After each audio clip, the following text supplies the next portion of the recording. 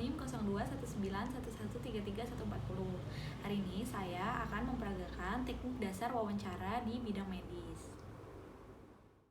Interaksi profesional antara dokter dengan pasien pada umumnya dimulai saat anamnesis, yang dalam tulisan ini disebut sebagai wawancara medis.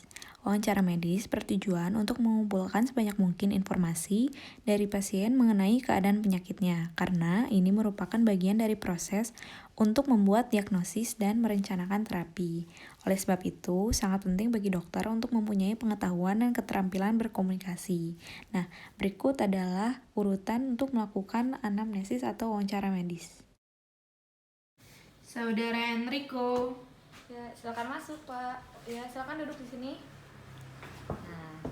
Nah, selamat siang, Pak. Perkenalkan, nama saya Dr. Moza yang hari ini akan merawat Bapak. Iya.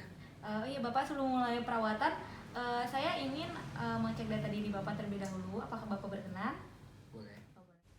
The Secret Seven adalah teknik komunikasi kesehatan yang bertujuan untuk mendapatkan deskripsi yang jelas tentang penyakit pasien.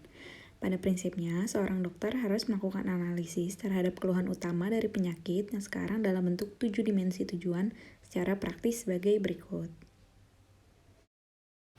Iya, jadi Bapak keluhan utamanya itu apa ya? Gusi berdarah Gusinya berdarah. Iya. Kalau boleh tahu letaknya di mana? di seluruh bagiannya. Di seluruh bagian gusi. Apakah ada nyeri yang menyertai? Tidak ada. Tidak terasa nyeri. Ini dimulainya sejak kapan ya? Pertama kali? Sudah berapa bulan yang lalu sih? Beberapa bulan yang lalu. Kalau boleh tahu kronologinya gimana? Maksudnya kapan giginya tuh berdarah?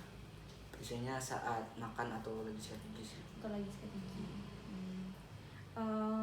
Terus kebiasaan menyikat gigi Bapak tuh seperti apa ya? Ya misalnya sehari berapa kali? Biasanya cuman pagi-pagi doang sih. Pagi-pagi doang, malamnya tuh jarang ya? Iya. Sebelumnya pernah membersihkan karang gigi nggak? Nggak pernah. Nggak pernah. Oh ya, mohon maaf, saya ingin bertanya juga, apakah Bapak merokok?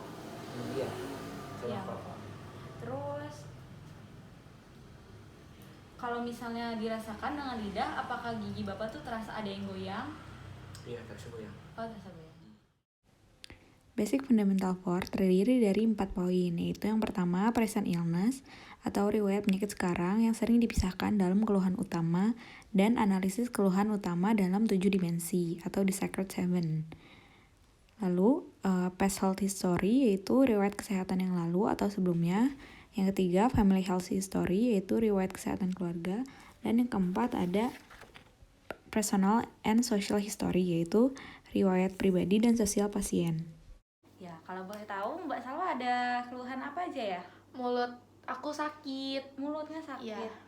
Kalau boleh tahu sakitnya itu di bagian mana? Ada di bawah lidah sama ini di pipi, di dalam pipi.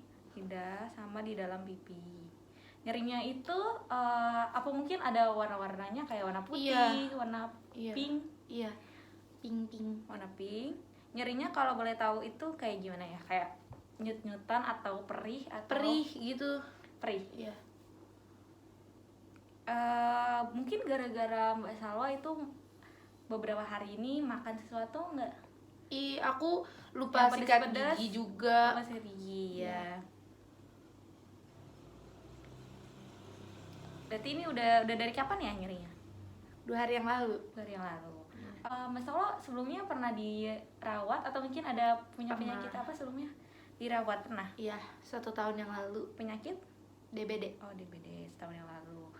Terus kalau boleh tahu, kalau keluarganya sendiri punya penyakit bawaan nggak? Kayak misalnya darah tinggi, kencing manis, penyakit gula. Ada penyakit gula. Penyakit gula, iya.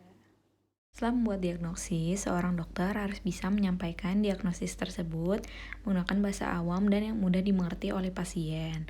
Setelah itu, dokter juga menjelaskan penyebab serta pengobatan untuk penyakit pasien. Lalu, dokter juga bisa memberitahu apa saja yang boleh dilakukan atau tidak boleh dilakukan untuk kesembuhan pasien. Jika sudah dilakukan penutupan, yaitu dokter biasanya memberikan kalimat dan doa yang menenangkan untuk pasien dan menyampaikan harapan atas kesembuhan dan kesehatan pasien. Jadi setelah dilakukan pemeriksaan, saya mendapatkan bahwa Bapak ini menderita radang gusi. Iya. Kira-kira kenapa bisa begitu ya, Dok? Nah, jadi penyebab terjadinya radang gusi ini ada kesehatan gigi yang kurang dan ditambah lagi faktor Bapak merokok tadi. Nah, proses terjadinya itu karena Bapak tadi kan jarang menyikat gigi, sekali sehari, terus belum pernah membersihkan karang gigi.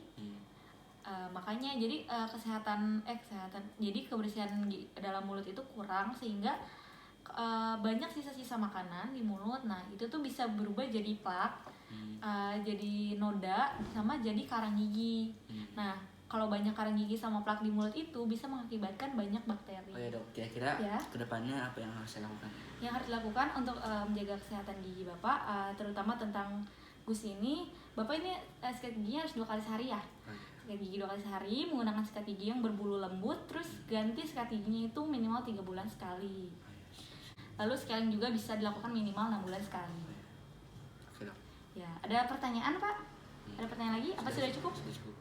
Sekian video yang dapat saya tampilkan. Mohon maaf apabila terdapat kesalahan. Terima kasih karena sudah menyaksikan. Wassalamualaikum warahmatullahi wabarakatuh.